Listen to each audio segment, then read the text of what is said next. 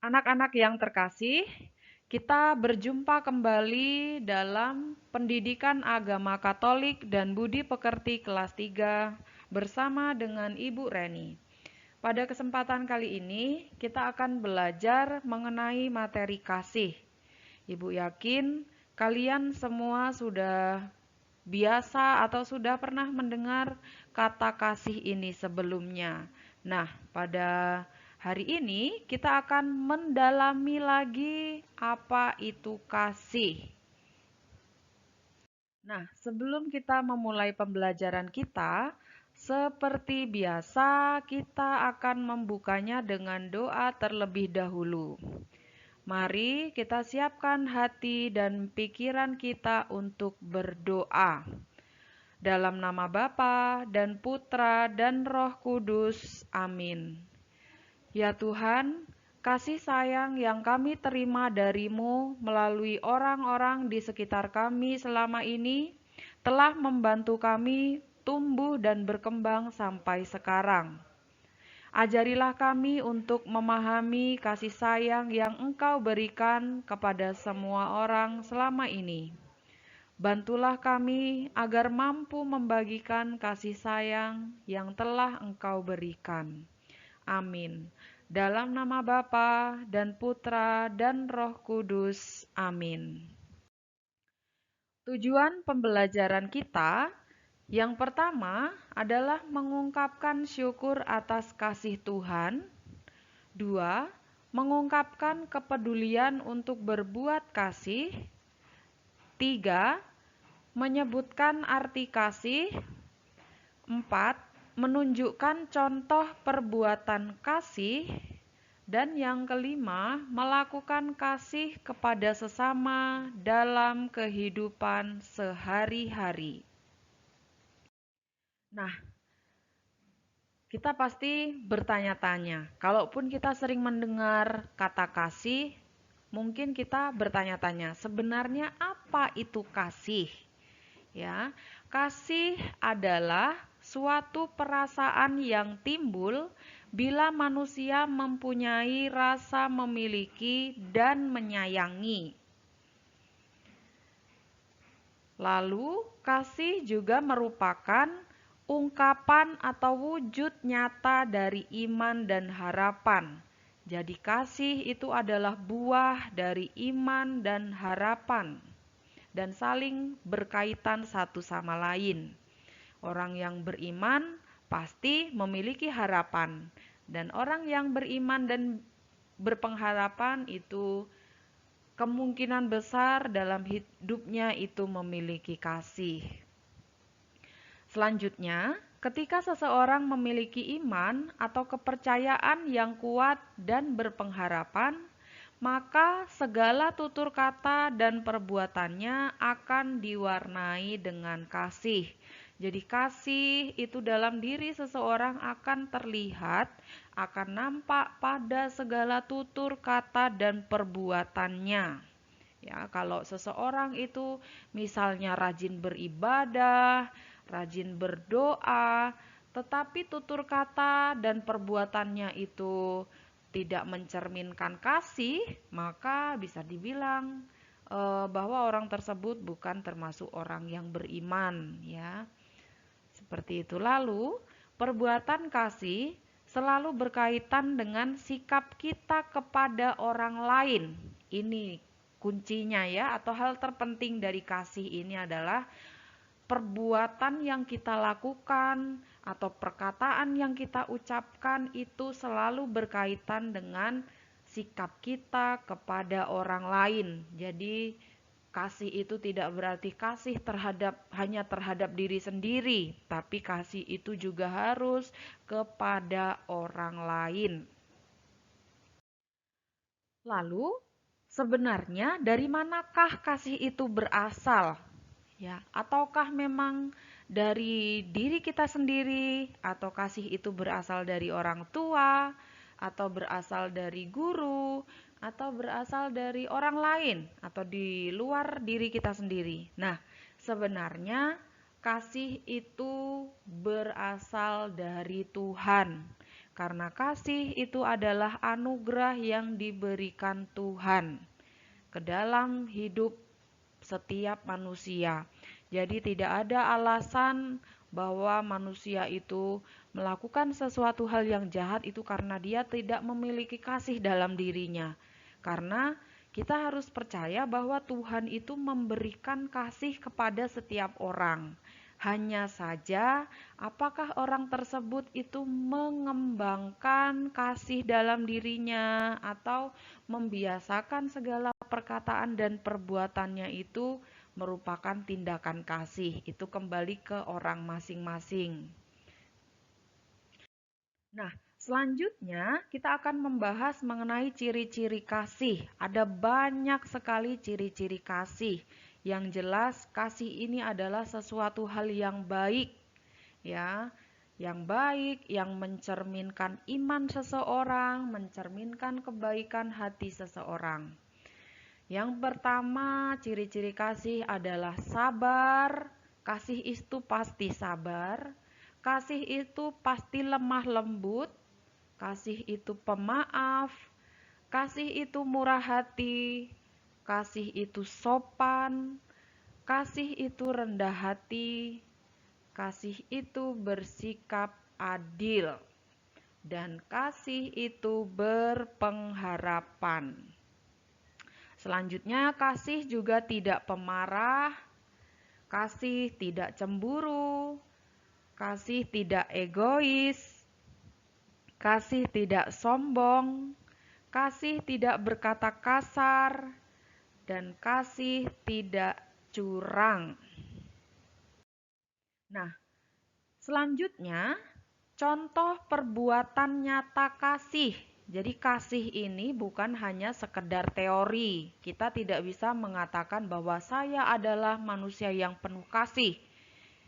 Ya, tapi kita harus menunjukkannya dalam perbuatan nyata atau tindakan nyata dalam kehidupan sehari-hari. Misalnya, kita tetap berbuat baik kepada siapapun meskipun mengalami ketidakadilan. Ya, istilahnya adalah kita membahas kejahatan dengan kebaikan. Lalu menolong orang yang mengalami kesulitan. Orang yang memiliki kasih, ketika melihat sesamanya atau melihat orang lain mengalami kesulitan, maka secara spontan dia pasti akan menawarkan bantuan. Dia akan menolong orang tersebut. Lalu memaafkan kesalahan orang lain. Ada pernyataan ya yang di dalam kitab suci bahwa kita harus memaafkan orang lain itu sebanyak 70 kali 7 kali. Ya, jadi itu artinya adalah tidak terhingga. Ketika kita merasa tersakiti oleh orang lain, kita sebaiknya selalu memaafkan kesalahan orang lain. Kita tidak menyimpan kesalahan tersebut.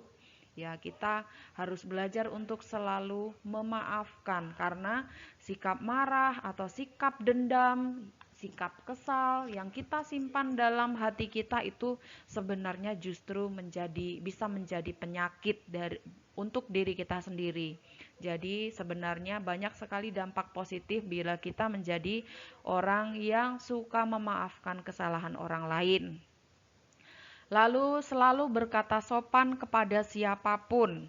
Sopan di sini kepada siapapun, kita tidak memandang jabatan seseorang, kita tidak memandang umur, walaupun kepada orang yang lebih muda, itu sebaiknya kita tetap berkata dengan sopan dan santun. Mencoba selalu berpikir positif terhadap orang lain, ya. Semoga kita tidak menjadi orang yang suka berpikir negatif ketika seseorang mungkin melakukan kesalahan atau melakukan sesuatu hal yang tidak benar. Nah, kita sebaiknya tetap berusaha untuk berpikir positif, ya. Kalau perlu kita menanyakan secara langsung, mengkonfirmasi secara langsung kepada orang tersebut daripada kita menebak-nebak, jangan-jangan seperti ini, jangan-jangan seperti itu. Lalu selanjutnya adalah Ini penting ya. Jadi contoh perbuatan kasih itu adalah kita memiliki empati terhadap orang yang terkena musibah. Empati itu seperti simpati atau tenggang rasa ya, solidaritas. Ketika orang lain terkena musibah, lalu kita menggalang dana misalnya, menggalang donasi, kita kumpulkan dana yang terkumpul lalu kita sampaikan kepada orang yang terkena musibah, itu salah satu bentuk memiliki rasa empati ya, kepedulian seperti itu. Lalu yang terakhir, menyimpan kesalahan orang lain. Di sini maksudnya adalah ketika orang lain melakukan kesalahan, orang yang memiliki kasih itu pasti tidak justru menyebarluaskan kesalahan tersebut ya, diceritakan ke semua orang, diceritakan kemana-mana. Tapi menyimpan kesalahan di sini adalah kesalahan orang lain, misalnya orang teman kita melakukan kesalahan, maka kita sampaikan dengan baik. Mungkin orang tersebut tidak salah, tidak merasa bahwa telah berbuat salah. Jadi kita sampaikan dengan baik kesalahan yang sudah dilakukannya, lalu kita beri masukan atau beri saran agar orang tersebut bisa memperbaiki dirinya, bukan malah justru menyebarluaskan kesalahan tersebut agar orang lain tahu ya. Sebenarnya itu tidak ada untungnya juga untuk orang yang menyebarkan kesalahan.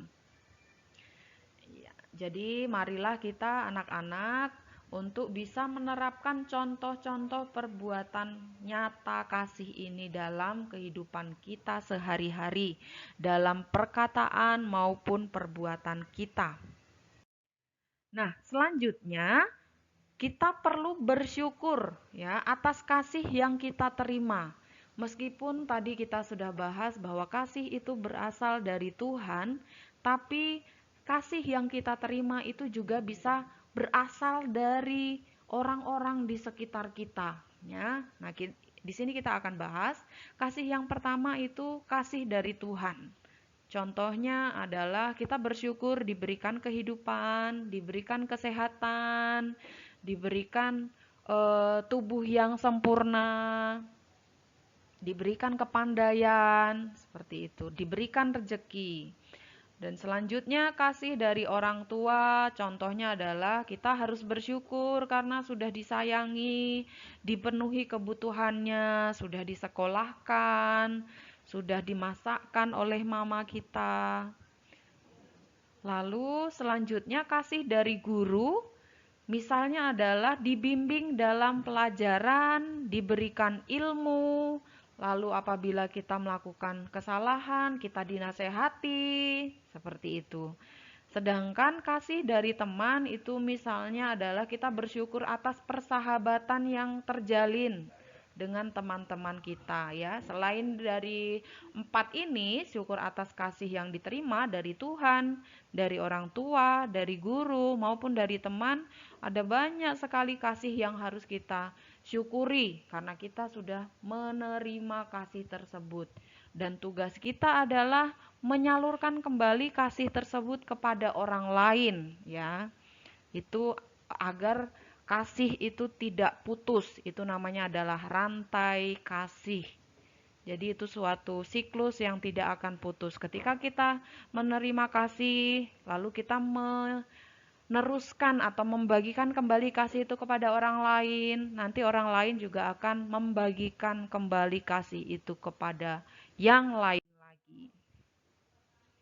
Nah, selanjutnya eh, sikap atau perbuatan kasih yang kita miliki, yang kita lakukan itu pasti memiliki banyak manfaat baik ya, banyak manfaat baik dalam kehidupan kita juga. Kebaikan yang sudah kita lakukan itu pasti kebaikan itu akan kembali juga kepada kita. Kalau kita menanam hal yang baik, maka kita akan menuai atau memanen hal baik juga. Nah, kalau kita menanam hal yang jahat, nah kemungkinan juga kita akan menuai atau memanen hal yang jahat. Nah, kita mau melakukan yang mana? Nah, itu kembali ke diri kita masing-masing. Nah, di sini manfaat hidup dalam kasih itu bisa untuk diri sendiri dan bisa untuk sesama. Bagi diri sendiri, itu manfaatnya adalah perkataan bisa menjadi berkat. Bisa menjadi berkat untuk diri sendiri maupun untuk orang lain. Lalu menjadi pembawa damai. Ketika kita melakukan kasih, maka kita bisa menjadi pembawa damai untuk orang lain, untuk sekitar kita, untuk masyarakat luas. Bahkan untuk dunia ya. Lalu doa kita juga mudah didengar oleh Tuhan. Pasti kita juga tahu bahwa Tuhan pasti sayang kepada umatnya yang selalu berbuat kasih, selalu berbuat baik. Nah, ketika kita berdoa, kita memiliki harapan dalam kehidupan sehari-hari kita sudah hidup dengan baik, sudah penuh dengan kasih, maka kemungkinan doa kita akan lebih mudah didengar oleh Tuhan. Dan yang keempat itu adalah kualitas hidup menjadi lebih baik. Jadi orang yang hidupnya penuh dengan kasih, yakinlah pasti kualitas hidupnya itu menjadi lebih baik. Ya, kualitas hidup itu tidak hanya dilihat dari harta yang dimiliki ya, tidak hanya dilihat dari kekayaannya, tidak hanya dilihat dari kekayaan, tidak hanya dilihat dari kecantikan, kegantengan, seperti itu, tapi dari perbuatan yang sudah dilakukannya sehari-hari, terlebih perbuatannya kepada orang lain. Nah, sedangkan manfaat bagi sesama itu adalah hidup bersama dengan damai. Pasti ya itu. Kalau kita selalu berbuat kasih, pasti hidup menjadi damai, lalu saling menghargai perbedaan, hidup saling tolong-menolong, solidaritas yang tinggi, memiliki empati kepada sesama. Nah, selanjutnya, pernahkah kita membayangkan ya? Coba kita, Ibu sekarang mengajak kalian untuk membayangkan kehidupan manusia tanpa kasih. Coba kita bayangkan, kasih tadi kita sudah belajar, kasih itu hal yang baik, sabar, pemaaf, rendah hati, tidak sombong. Nah, apa yang terjadi dalam kehidupan manusia bila tanpa kasih? Coba bisa kita bayangkan? Nah, kemungkinan karena manusia itu secara psikologis ya, antara lain juga memiliki kebutuhan untuk diterima, diakui, dicintai, dan semuanya itu adalah bentuk kasih. Nah, kalau sejak lahir manusia bahkan sudah seharusnya mendapatkan cinta dan kasih sayang. Misalnya, bayi yang baru lahir mendapatkan cinta kasih dari orang tua yang merawatnya. Nah, tanpa cinta kasih sayang, tanpa cinta dan kasih sayang, hal-hal negatif dapat terus mengintai kehidupan kita. Hal yang bersifat negatif lebih banyak merugikan manusia itu sendiri. Berarti kalau kehidupan manusia itu tanpa kasih, tadi dari manfaat-manfaat kasih tadi akan terjadi sebaliknya. Misalnya kehidupan menjadi tidak damai, terjadi perselisihan, orang tidak mempunyai empati satu sama lain, tidak mau saling menolong ya. Siapa yang rugi? Ya kita sendiri. Ya, kalau kehidupan manusia itu tidak ada empati, maka yang rugi adalah kita sendiri. Kita sebagai manusia maupun lingkungan sekitar kita, lingkungan alam maupun lingkungan buatan pasti juga akan mendapatkan dampak negatifnya. Nah, apa yang terjadi jika manusia tidak memiliki kasih? Nah, di sini kita akan membahasnya lebih lanjut, lebih mendalam. Seperti yang sudah kita bahas tadi, kehidupan menjadi tidak aman, timbul perselisihan, rasa tidak peduli kepada orang lain, mudah dipecah belah. Dipecah belah itu diprovokasi ya. Jadi ada berita apa, di-share, apalagi sekarang kita membagikan atau share suatu informasi itu sangat mudah sekali. Kalau kita tidak punya kasih, maka kita akan mudah sekali terprovokasi dan terpecah belah, diadu domba. Kita makanya harus pintar-pintar untuk menggunakan sosial media saat ini ya. Dan terjadi permusuhan antar manusia. Terjadi perselisihan antar saudara. Nah, cara memulai perbuatan kasih Menumbuhkan kasih bisa dimulai dengan berbuat baik dan menebar hal positif kapanpun, dimanapun, dan kepada siapapun. Berbuat kasih mulai dari hal terkecil dan sederhana, misalnya tersenyum, menyapa, memberi salam, membantu, mendengarkan orang lain, itu pun sudah merupakan perbuatan kasih dari hal kecil dan sederhana. Pasti kita semua bisa untuk melakukannya. Tidak ada alasan bahwa kasih itu sesuatu hal yang sulit. Nah ya, itu hal yang sederhana. Bisa kita lakukan kapanpun, dimanapun. Sekarang, cobalah kita bertanya kepada diri kita sendiri. Adakah gunanya saling membenci sehingga kurang rasa cinta dan kasih sayang antar sesama kita? Coba kita tanya ke dalam hati kita masing-masing. Ibu yakin pasti kita semua pernah misalnya merasakan marah, merasakan benci, merasakan kesal, merasakan sakit hati, merasakan iri, ya. Mungkin kita semua pernah merasakan hal itu. Tapi sekarang Ibu ingin mengajak kalian untuk bertanya kepada diri kita masing-masing. Apakah ada gunanya kita menyimpan perasaan-perasaan negatif tersebut dalam hati kita masing-masing sehingga kita tidak memiliki cinta dan kasih sayang kepada orang lain? Tentu tidak ya, karena kita marah pun, kita benci, kita iri, itu justru badan kita itu menjadi tidak nyaman, menjadi tidak enak, bahkan itu bisa mengganggu kesehatan. Nah, pada kesempatan ini sekarang marilah kita mendengarkan bersama-sama lagu mengenai kasih. Ya, kita simak bersama-sama.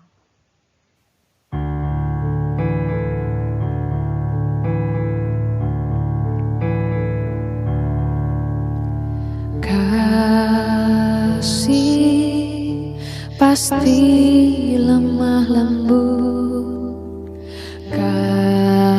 kasih pasti memaafkan, kasih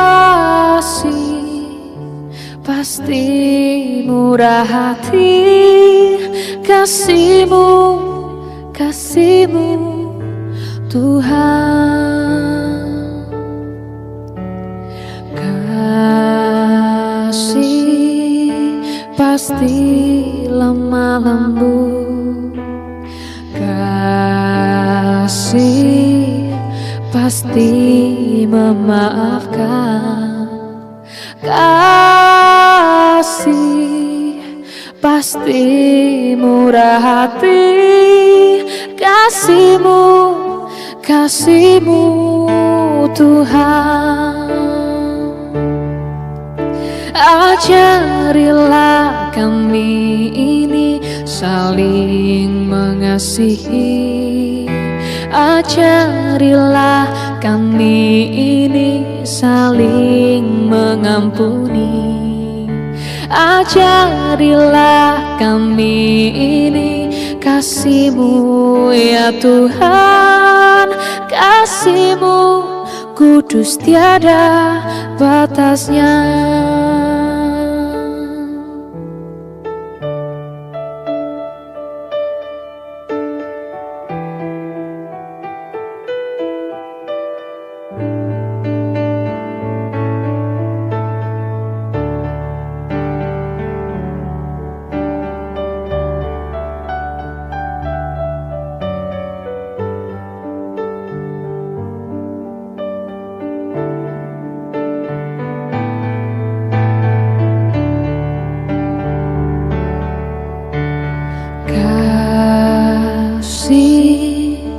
Pasti lemah lembut,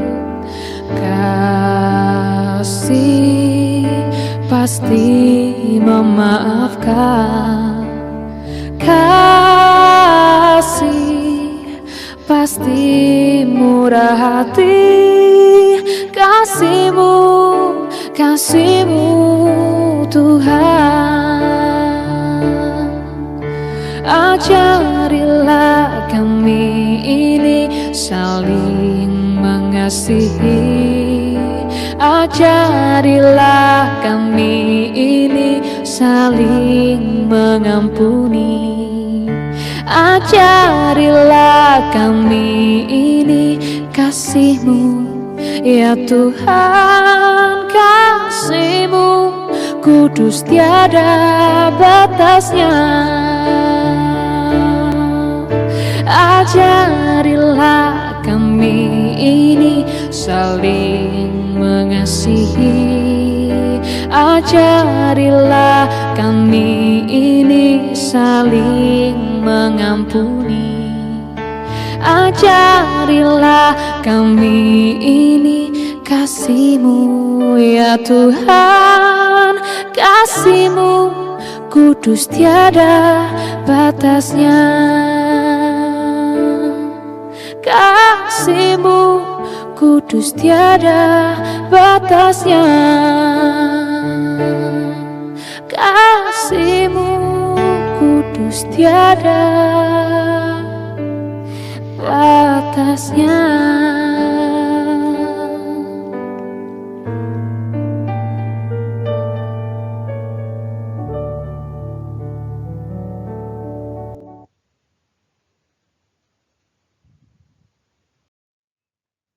Baik, anak-anak semuanya, kita sudah mendengarkan bersama-sama lagu mengenai kasih tersebut. Mudah-mudahan lagu tersebut bisa menyemangati kita, memotivasi kita untuk selalu berbuat kasih dimanapun, kapanpun, dan kepada siapapun. Dan berbuat kasih dalam bentuk pikiran, perbuatan maupun dalam bentuk ucapan kita. Mudah-mudahan segala sesuatu dari tindakan kita itu selalu mencerminkan perbuatan kasih. Baik anak-anak semuanya, terima kasih untuk kebersamaan kita dalam pembelajaran kali ini.